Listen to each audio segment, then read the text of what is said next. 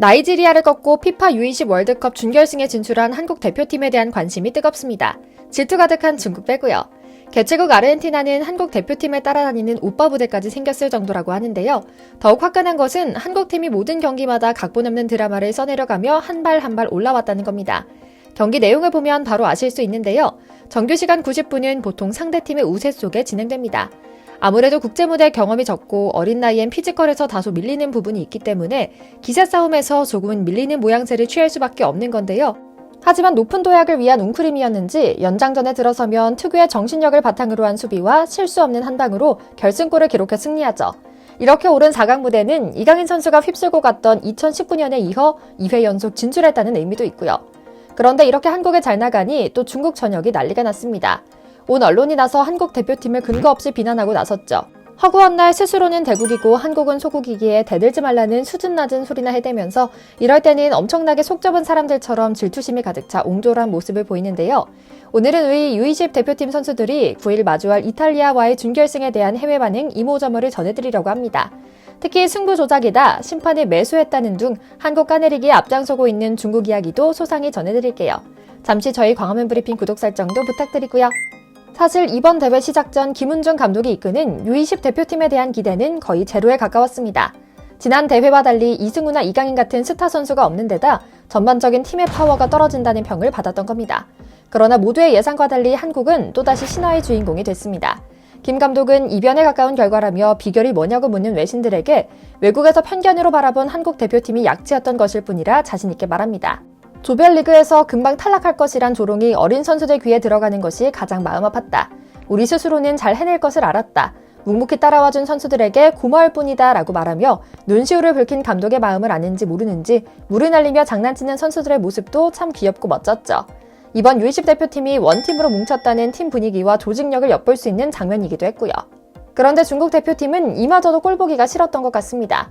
중국 내에서는 그렇게 많은 투자를 하고 해외 선수들을 귀화시키면서까지 각종 국제대회를 준비하지만 번번이 한국 대표팀에게 패배하는 것은 물론이고 발끝에도 못 미치는 성적을 기록해 중국 언론으로부터 맹비난을 받곤 했거든요.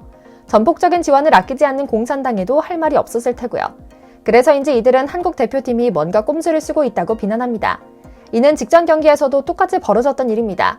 당시 이강인이 뛰던 대표팀은 사상 첫 U20 월드컵 결승에 진출하는 쾌거를 기록했는데요. 중국 축구 팬들은 감탄을 하는가 하면 동시에 질투심을 여지없이 드러내곤 했죠. 중국에 귀화한 선수들이 기량만 발휘한다면 한국쯤은 경쟁도 되지 않아. 한국은 시합에만 나가면 이상하리만큼 간신히 이기는 경기가 많다. 승부조작 경기 중 역대급 승부조작 경기를 보고 온 것 같다.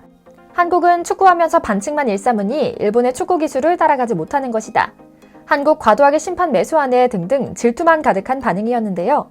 사실 이는 중국인들이 한국 축구에 대해 느끼는 두려움을 가리키는 공안증 때문이긴 합니다. 그리고 이를 극복하기 위해 중국이 선택한 방법은 바로 브라질 출신 선수들을 대거 귀화시킨 겁니다. 그래서 중국 대표팀 면면을 보면 중국인으로 보기 어려운 외국인들이 많았죠. 세계화 시대이니만큼 그럴 수도 있는 것이긴 하지만 이들은 중국에 대해 알지도 못하고 수십 수백억 원의 돈을 받고 월드컵에 나서겠다는 욕심 하나로 중국 국적을 취득한 이들이라는 점을 볼 때 베끼거나 돈 주고 사버리거나 하는 전형적인 왕서방식 셈법을 여지없이 드러냈다는 점을 고려했을 때 참 웃기는 짜장인 셈인데요.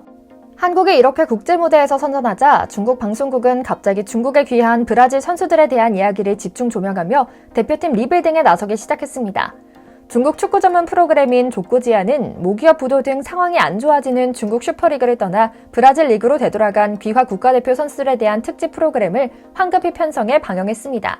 이 프로그램엔 엘케손을 비롯해 페르난두, 알로이시우, 알란 등 최근 중국 국적으로 귀화한 선수들이 대거 출연해 자신의 근황을 전하고 중국 국가대표로서 뛰겠다는 의지를 보였는데요.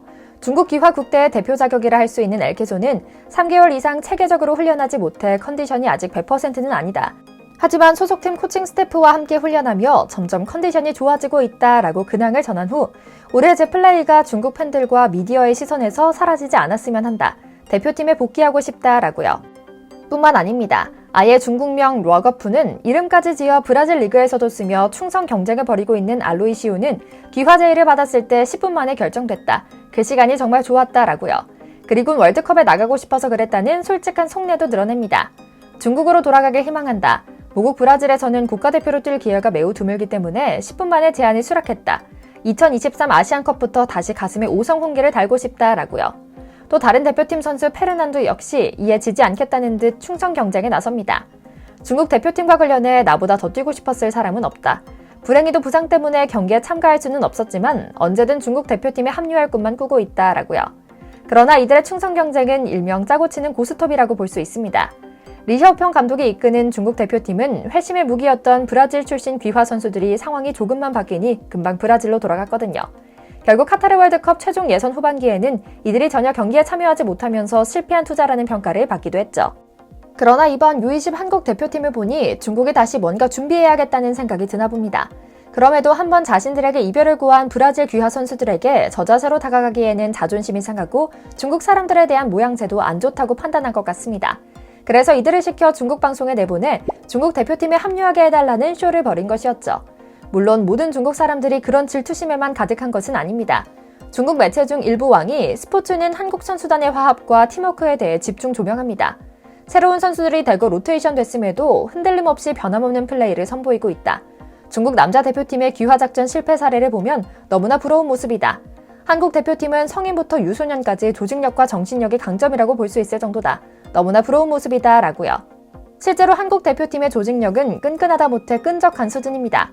감비아전에서 7명을 선발해서 바꾸며 대거 로테이션을 돌린 파격적인 전술을 구사했음에도 무실점을 기록할 정도로 탄탄한 수비력, 그리고 이번 대회 전체 8개의 득점을 살펴보면 세트피스로만 4득점을 올리는 등 객관적으로 전력이 열세인 상황 속에서도 끈끈한 조직력을 선보였습니다. 한국 대표팀이 아시아 축구의 자존심을 살렸다는 놀라운 평가도 존재했습니다. 볼 점유율이 40%밖에 안 되는 상황 속에서 슈팅은 4개, 그중에서 유효 슈팅은 1개밖에 안 됐는데도 포기하지 않았다. 기회를 노리며 끊임없이 도전했고 기술적 열세 속에서 정신력과 승리의 의지로 결국 준결승에 진출할 수 있었다. 경기 후반으로 갈수록 흔들리고 마는 중국 선수들의 모습과 너무나 다른 모습이었다라고 말이죠. 상황이 이렇다 보니 중국은 축구라는 스포츠와는 맞지 않는다는 자조적인 의견도 많았습니다. 워낙 민족도 문화도 다양한 데다 개인적이고 이기적인 성향이 강하다 보니 팀플레이가 기본인 축구에는 맞지 않는다는 자평을 하는 건데요. 앞서 말씀드린 대로 21명으로 구성된 올해 대표팀 선수들은 이번 대회 개막 전까지만 해도 일명 골짜기 세대로 불리며 주목받지 못했습니다. 21명 주중 17명이 국내 K리그 소속인데 팀에서 주전급으로 뛰는 선수는 대전 공격수 배준호 정도거든요. 뿐만 아니라 대학생 선수도 2명이고요. 이런 이유로 대회 성적에 대한 기대도 크지 않았습니다. 아주 잘해봐야 16강이란 평이 대다수였죠. 그런데 뚜껑을 까보니 아예 달랐습니다. 4강 진출국 중에서도 조별리그 무패팀은 한국뿐일 정도였죠.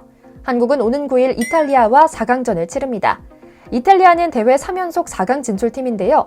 이태리를 이기고 결승에 오르면 한국 남자 축구는 비로소 피파 주간 대회 사상 첫 우승에 도전하는 기회를 다시 잡게 되죠. 우리 선수들이 이 기세를 몰아 우승 트로피까지 들어올리는 모습을 보여주길 기원하며 오늘 영상 마치겠습니다. 저희 광화문 브리핑 구독, 좋아요도 부탁드리고요. 시청해주셔서 감사합니다.